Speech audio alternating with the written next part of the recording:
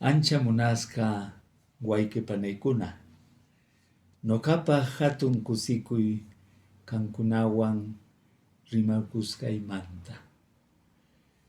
Hoy quiero hablar con ustedes de un gran hombre, de un hombre de iglesia, un hombre muy inteligente, pero sobre todo de un gran corazón, y que tuvimos la suerte aquí en la diócesis de Puno, Perú, de tenerlo como obispo desde 1959 hasta 1972. Me refiero a Julio González Ruiz, nacido en Huánuco y sacerdote salesiano. Cuentan sus contemporáneos que él era desde pequeño muy alegre, muy sagaz, muy inteligente, de respuestas rápidas, un líder nato.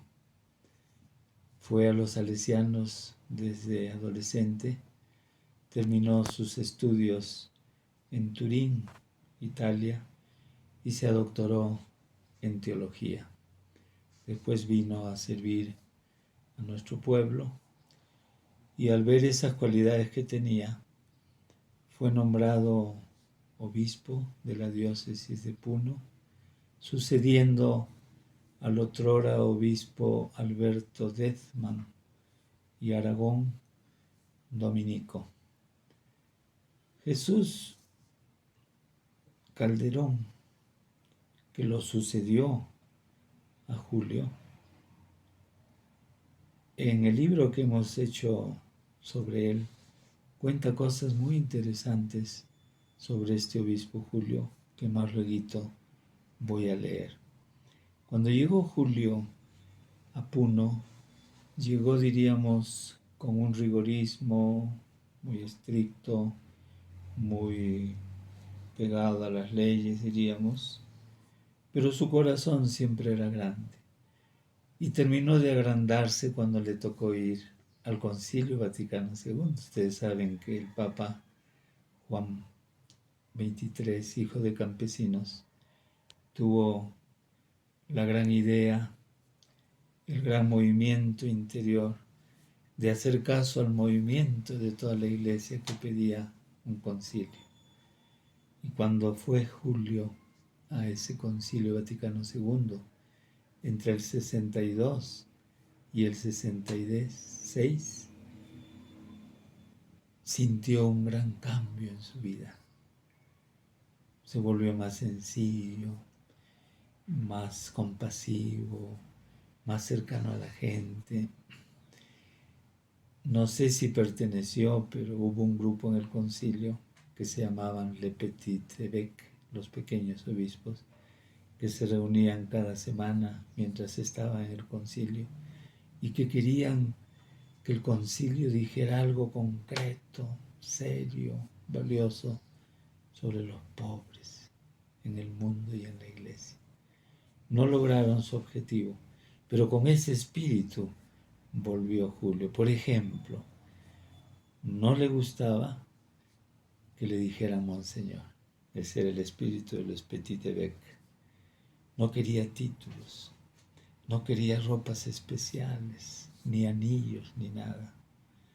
Quería que simplemente lo llamaran Julio. Yo lo conocí a Julio en 1968 en Nazca, cuando estaba acompañando a los sacerdotes de allá, y llegó, dice, un obispo, almorzó con nosotros y yo estaba a su costado y le dije: ¿cómo está usted? Y me dijo: a ver, reza el Padre Nuestro. Padre nuestro que estás. Tú a Dios le dices tú, y a mí ¿por qué me dices usted? Y toda la conversación fue sobre ese tema, demostrando él con mucha vivacidad y buen verbo que había que decir simplemente tú. Pero eso no era, diríamos, lo más grande. Lo más grande es que con la gente era un hermano más, no como un obispo a la antigua. Tocaba las puertas y decía: amigos, amigas, las puertas de las casas, ¿no? He venido a almorzar con ustedes, échenle un poquito más de agüita a la sopa. Y cuando estaba en su obispado, también era acogedor. Se sabe que alguna vez sucedió, porque lo acogí en el obispado a las personas que llegaban, que alguna vez llegó alguien y no tenía, o sea, estaba lleno el obispado con visitas y no tenía dónde dormir esa persona. Julio dejaba su cama, le daba su cama y se iba a dormir sobre algún sillón. Así era. También a los sacerdotes de la diócesis los trataba con mucho cariño, se preocupaba que tuvieran una casa digna, un carrito para poder movilizarse, atender a todos los pueblos. Realmente preocupado por la evangelización. Él fue uno de los fundadores del Instituto de Pastoral Andina en 1969, que ha tenido una gran repercusión en nuestra iglesia del sur andino amazónico. Pero así como tuvo amigos, también tuvo enemigos, porque a veces sus actitudes chocaban. Incluso él tenía el pelo un poquito más crecido. Cuando estaba en una fiesta con la gente, después de celebrar la misa, todo, y le pedían bailar, él bailaba. Por ejemplo, ahora casi todos los agentes pastorales bailamos. Eso empezó con Julio González Ruiz, de una sencillez completa, ¿no? Y como decía, tuvo enemigos porque muchos no comprendieron esos cambios que él quería. Claro, él tenía su manera. Como dijo una vez el obispo Jesús, quería, diríamos, que los cambios fueran más rápidos, a todo dar, a toda máquina. Pero era valioso lo que él planteaba, urgente en ese tiempo.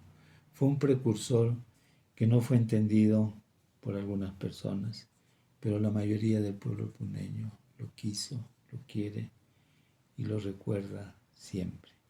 Quiero leer ese testimonio del obispo Jesús Calderón, que está en el librito Jesús Calderón, Hombre de la Esperanza. Cuando le preguntamos sobre Julio, él dice: se dice que creó muchos conflictos en cuanto que los mismos feligreses aquí se dividieron, unos en pro y otros en contra. El clero mismo estuvo dividido. Para mí, la causa principal fue el ímpetu con que Julio comenzó a hacer las reformas según el Concilio Vaticano II y según la Conferencia de Medellín. Y esas reformas también hirieron sentimientos. Julio derrumbó muros y por consiguiente creó resistencia en el sector conservador, porque no hay que negar que hubo y sigue habiendo un sector de la Iglesia que no quiere que se mueva nada. Como la Iglesia del Concilio trajo reformas y cambios, muchas veces profundos, sobre todo en cuanto a la dimensión social del Evangelio, esto produjo recelos.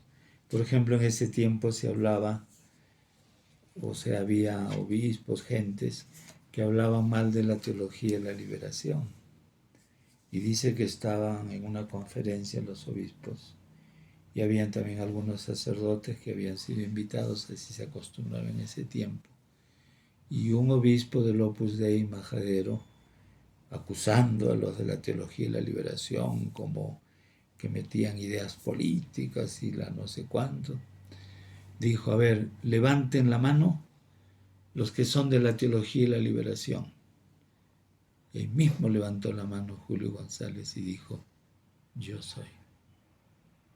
¿Por qué piden que levanten la mano? Yo también en este momento, dijo Julio, puedo decir que levanten la mano los que son del Opus Dei. Respetémonos mutuamente. Somos iglesia. Y todo eso creó, pues, como decir, un ambiente negativo contra él, sobre todo en algunos obispos y también en algunas otras gentes, y tramaron votarlo. Y lo consiguieron en mayo de 1972. Jesús, como todos los salesianos, es muy devoto del Papa y para poder sacarlo, porque querían primero sacarlo por la salud, que renunciar, y él dijo, estoy lleno de salud, estoy bien. Entonces le dijeron, el Papa te llama, una mentira.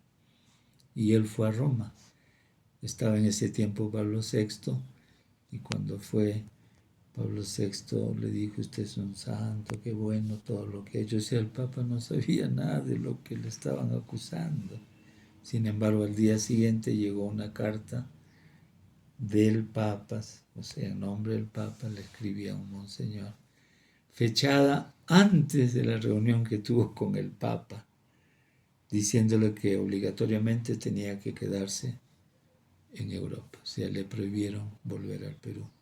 Y estuvo 8 años expatriado por la gente de iglesia. Pero como él era tan vivaz, tan estudioso, no se arredraba, no odiaba a nadie. Él decía, algún día nos encontraremos en la esquina de la historia. Y aprovechó su estadía en Europa para hacer doctorado de sociología en la Sorbona de París. Yo tengo la copia de su tesis actualmente en mi poder. Y así, al final logró volver al Perú. No le permitieron actuar ni como sacerdote, ni como laico comprometido, ni como obispo, pero él creó una institución Compas y desde ella sirvió a los campesinos de Cotahuasi en el país. Un día lo habían llamado para realizar un bautismo en Lima. Era a las 6 de la tarde en verano, a plena luz, y hubo un accidente sospechosísimo. Muchos piensan que fue un asesinato. Fue atropellado. La moto siempre estuvo intacta, pero su cráneo totalmente destrozado. Pero aunque murió, queda la luz de su presencia y de su compromiso. Este es el obispo Julio González Ruiz, a quienes muchísimos recordamos y queremos seguir su buen ejemplo. Y Julio González Ruiz, que nos dejó esa estela de cariño, de sencillez, que nos ayuda a seguir viviendo. Y con esto, amigas y amigos, les digo, Hamu Semanakama, Hiki Sin Kama.